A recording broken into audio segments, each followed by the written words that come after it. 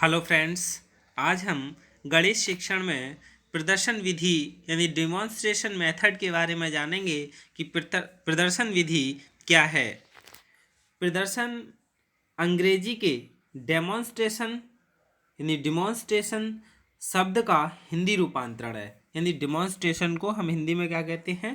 प्रदर्शन विधि कहते हैं, जिसका अर्थ है देखना या दिखाना, यानी शो करना। इस प्रदर्शन या डिमॉन्स्ट्रेशन को कई तरह से, जैसे कौशल प्रदर्शन, विभिन्न अंकों को जोड़ना या घटा गुणा करना, मॉडल के कार्य आदि प्रयोग किया जाता है। तो डिमॉन्स्ट्रेशन यानी प्रदर्शन विधि का क्या मतलब हुआ? दिखाना या शो करना। ऐसी विधि जिसकी सहायता से शिक्षक और विद्यार्थियों के बीच शाब्दिक अंतःक्रिया यानी इंटरेक्शन को बढ़ावा मिले, तो उसे प्रदर्शन विधि कहते हैं। शिक्षण प्रक्रिया में यदि केवल अमूर्त यानी एब्स्ट्रैक्ट विषय वस्तु के विषय में ज्ञान दिया जाए, यानी शिक्षण प्रक्रिया में यदि अमूर्त विषय वस्तु के विषय में ज्ञान दिया जाए तो वह मस्तिष्क में स्थायी नहीं रह पाता है। यानी यदि हम मौखिक या इमेजिंग करके ही बच्चों को पढ़ाएं तो इतना ज्ञान जो है का मस्तिष्क में स्थायी नहीं रह पाता है। और स्थायी रखने के लिए क्या करना होता है? हमें मूर्त रूप से दिया गया ज्ञान अपेक्षाकृत अधिक स्थायी होता है। इसीलिए इसे मूर्त से अमूर्त यानी फ्रॉम कॉन्क्रीट टू एब्स्ट्रैक्ट सिद्धांत का प्रयोग किया जाता है। यानी इसे मूर्त से अमूर्त का सिद्धांत भी कहते हैं प्रदर्शन विधि को। इसी आधार पर कहा भी जाता है, चीनी कहावत है कि एक बार देखना 100 बार के सुनने से कहीं अधिक अच्छा होता है।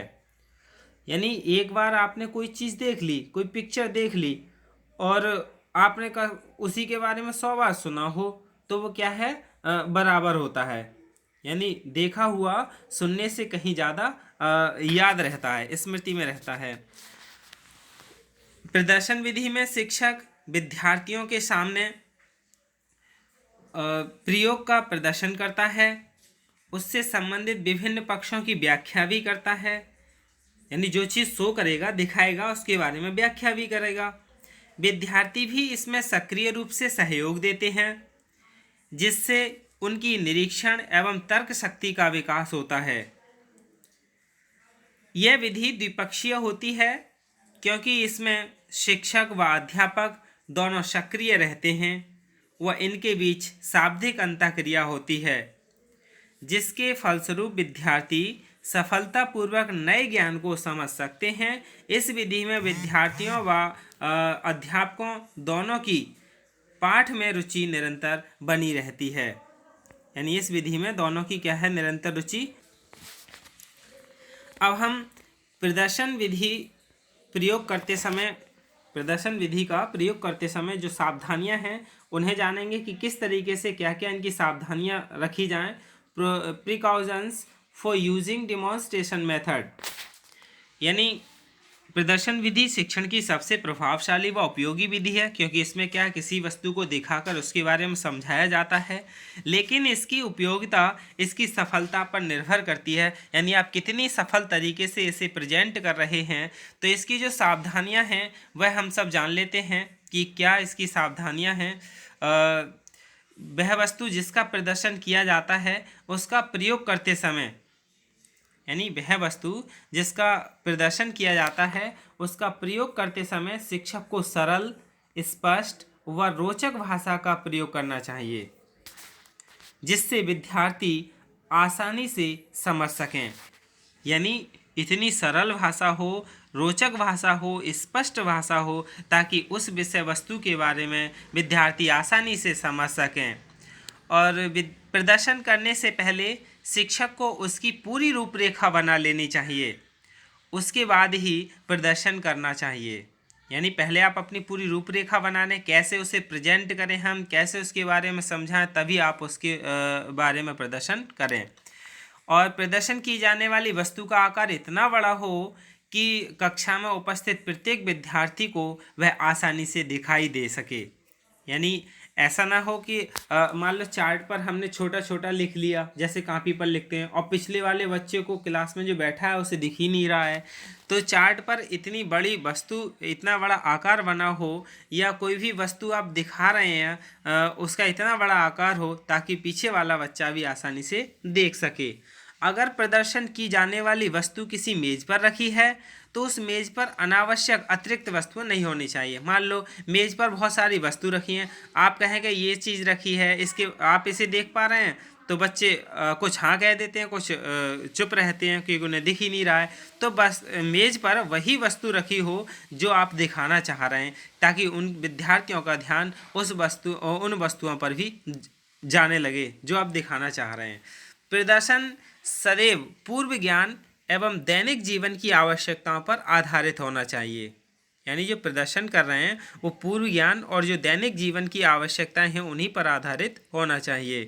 प्रयोग से संबंधित सभी अन्य उपकरण, यानी जो प्रयोग से संबंधित उपकरण हैं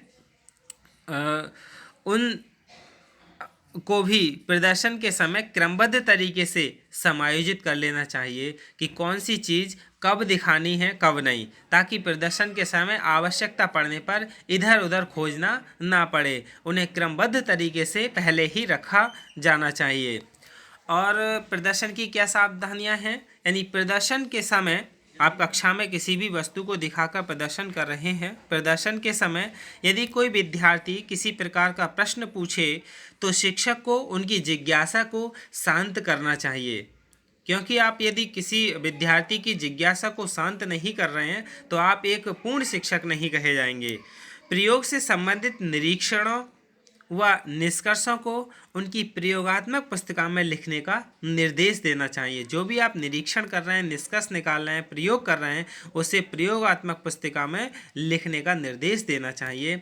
और प्रदर्शन के बीच निकले निष्कर्ष, जो आप प्रदर्शन कर रहे हैं उसके बीच जो निष्कर्ष निकल रहे हैं उनका सामान्यीकरण संबंधी जो सारांश लिखने के लिए श्यामपट्ट का प्रयोग करना चाहिए, लेकिन प्रयोग को अधूरा या बीच में नहीं छोड़ना चाहिए। जो भी आप प्रयोग कर रहे हैं उसे पूर्ण रूप से और पूरी तरह से करना चाहिए ताकि बच्चों में कोई किसी प्रकार की नीरसता ना आए। अब हम प्रदर्शन विधि के गुण जान लेते हैं कि प्रदर्शन विधि के क्या गुण हैं। मेरिट्स ऑफ डिमॉन्स्ट्रेशन मेथड्स, यानी प्रदर्शन विधि के माध्यम से पाठ अधिक रुचिकर हो जाता है। प्रदर्शन विधि से पाठ क्या हो जाता है, अधिक रुचिकर हो जाता है। कैसे हो जाता है, क्योंकि आप मान लो किसी भी चीज़ को पढ़ा रहे हैं, जैसे आप ट्रायंगल पढ़ा रहे हैं गणित में, या आप सर्किल पढ़ा रहे हैं, तो सर्किल समझाने के लिए उन्हें कैसे प्रयोग करके बताएंगे, उन्हें बताएंगे कि एक मान लो ये खूंटा बंधा हुआ है जिस पर एक गाय बंधी है, और गाय क्या है, ये गाय है और गाय चारों ओर क्या है, चल रही है। जहाँ तक इसकी जो रस्सी है, रस्सी क्या है, एक तरह से रेडियस का काम करती है, यानी त्रिज्या का काम करेगी। इस खूंटा से बंधी गाय और ये चारों तरफ जैसे घूम रही है, तो इतना ये क्या है, जितने बीच में ये चल रही है वो क्या कहलाता है, पूरा सर्किल कहलाता है। तो बच्चे आसानी से इस चीज़ के लिए समझ जाएंगे। जहाँ ये खूंटा बंधा है ये क्या है, इस व्रत का केंद्र बिंदु है, और इस व्रत से गाय तक जो रस्सी बंधी है वो क्या कहलाती है, इसकी त्रिज्या यानी रेडियस कहलाती है। तो इस तरीके से क्या है, छात्र को प्रदर्शन करके उन्हें पाठ को अधिक रुचिकर बनाया जाता है। और क्या है, यह विधि अन्य विधियों से कम खर्चीली होती है, क्योंकि जहाँ प्रत्येक विद्यार्थी को प्रयोग की सुविधाएं प्राप्त न हो वहाँ पर इस विधि का प्रयोग करके वांछित परिणाम प्राप्त किए जा सकते हैं। क्योंकि ये विधि इसलिए सही है, ये कम इसलिए खर्चीली है क्योंकि आप वास्तविक चीज़ को खरीद तो नहीं सकते, कक्षा में लाने के लिए जो महंगे आइटम उन्हें नहीं खरीद सकते, तो आप छात्रों के लिए खुद की बनाई चीज़ या कोई भी चार्ट मॉडल इन चीज़ का प्रयोग करके उन्हें बच्चों को आसानी से सुविधा हो सकती है समझाने में। और जो भी हम परिणाम पाना चाहते हैं, जैसे व्रत समझाना था तो व्रत आसानी से समझ गए, और भी ट्रायंगल है या हम आयत समझाना चाह रहे हैं तो जो कक्षा में ब्लैक बोर्ड है उसको ही समझा दिया, या घन घनाभ समझा रहे हैं तो घनाभ के लिए हमने डस्टर को समझा दिया क्योंकि वो वास्तविक वस्तु है। तो इस तरीके से क्या है बच्चों के लिए प्रदर्शन करके दिखाया जाता है, ताकि क्या है सरल विधि है और कम खर्चीली है। फिर है प्रदर्शन विधि में शिक्षक के साथ साथ शिक्षार्थी या विद्यार्थी भी सक्रिय रहते हैं। यानी इस विधि में जिस भी चीज़ का भी प्रयोग कर रहे हैं उस इस विधि में जो छात्र हैं वह भी सक्रिय रहते हैं और जो शिक्षक है वह भी क्या है सक्रिय रहता है। दोनों एक दूसरे को अधिगम कराते, जैसे शिक्षक छात्र के लिए अधिगम करा रहा है तो छात्र भी क्या है उसे अधिगम करने में प्रभावी होते हैं, यानी आसानी से समझ सकते हैं। प्रदर्शन विधि से शिक्षण मुख्य बिंदुओं पर होता है, यानी ये प्रदर्शन विधि कर रहे हैं इस प्रदर्शन विधि में जो भी टीचिंग पॉइंट्स है उसी पर ही प्रदर्शन किया जाता है, जिससे समय व धन दोनों की बचत होती है और छात्र आसानी से समझ जाते हैं। फिर है प्रदर्शन विधि में विद्यार्थी स्मृति या उपकल्पनाओं पर निर्भर रहने के बजाय वस्तुओं को मूर्त रूप में देखता है और समझता है। मूर्त मतलब जो चीज़ वास्तविक सामने दिख रही होती है उसे मूर्त कहते हैं। तो हम जो भी शिक्षण बिंदु पढ़ा रहे हैं, जिस वस्तु के बारे में छात्र को समझा रहे हैं उसे मूर्त रूप में लाकर, यानी चार्ट हो, मॉडल हो, कुछ भी वास्तविक वस्तु हो, उसे दिखाकर हम उन्हें समझाते हैं, जिससे विद्यार्थियों का ज्ञान कैसा हो, स्थायी होता है। और इसके क्या गुण हैं, यानी प्रदर्शन में परिणाम के तुरंत ज्ञान से, जो भी हम प्रदर्शन कर रहे हैं छात्र का जो भी तुरंत ज्ञान है, इससे विद्यार्थियों को क्या है रीइंफोर्समेंट मिलता है, यानी पुनर्बलन मिलता है, जिससे भी वैज्ञानिक तथ्यों की जांच के लिए प्रेरित व प्रोत्साहित होते हैं। जो भी वैज्ञानिक तथ्य हैं उनकी सत्यता की जांच के लिए वो क्या है छात्र प्रेरित होते हैं और प्रोत्साहित भी होते हैं। प्रदर्शन विधि द्वारा विद्यार्थियों को सूक्ष्म प्रेक्षण का अभ्यास कराया जाता है, यानी सूक्ष्म प्रेक्षण यानी छोटी छोटी चीज़ के बारे में भी उन्हें समझाया जा सकता है। फिर है प्रदर्शन विधि के दोष, यानी डिमेरिट्स ऑफ डिमॉन्स्ट्रेशन मेथड। इसके क्या दोष हैं, अब इसके हम दोष जान लें। इसमें क्या है कि इस विधि द्वारा कक्षा में उपस्थित सभी विद्यार्थियों को प्रयोग करने के अवसर प्राप्त नहीं हो पाते हैं, और इस विधि में व्यक्तिगत विभिन्नता यानी इंडिविजुअल डिफरेंस को कोई स्थान नहीं दिया जाता है, जिसके कारण मंदबुद्धि बालक अन्य विद्यार्थियों से पिछड़ जाते हैं।